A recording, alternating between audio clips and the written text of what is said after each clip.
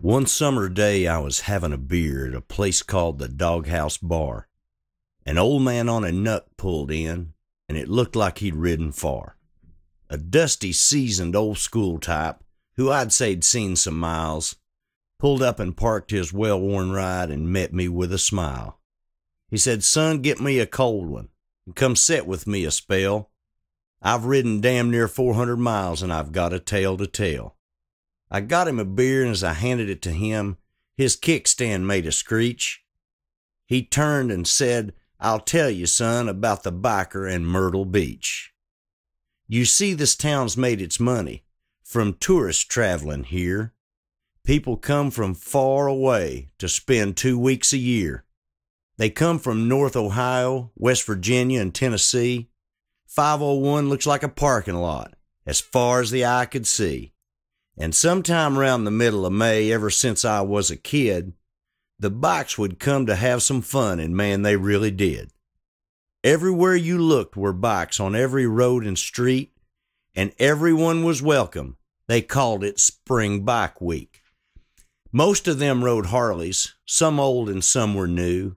There were Indians and Victories, Triumphs and Big Dogs too. Some of them were well off while others down on their luck.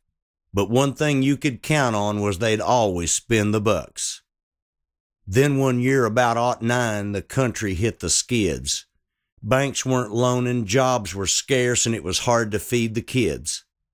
The local businesses were failing, and the sales were way behind. But Spring Bike Week was coming, and that would save the bottom line. But the town forgot what made them, as towns are apt to do. And so the city fathers said, "I know what we will do. We'll pass some laws and make new rules. There's no way this plan can fail. And if they think we're kidding, we'll throw their butts in jail." They banned multi-parking and outlawed the V-twin sound and said you must wear a helmet if you want to ride into our town. They all must have been thinking with something other than their head, 'cause there were plenty of other places the bikes could go instead.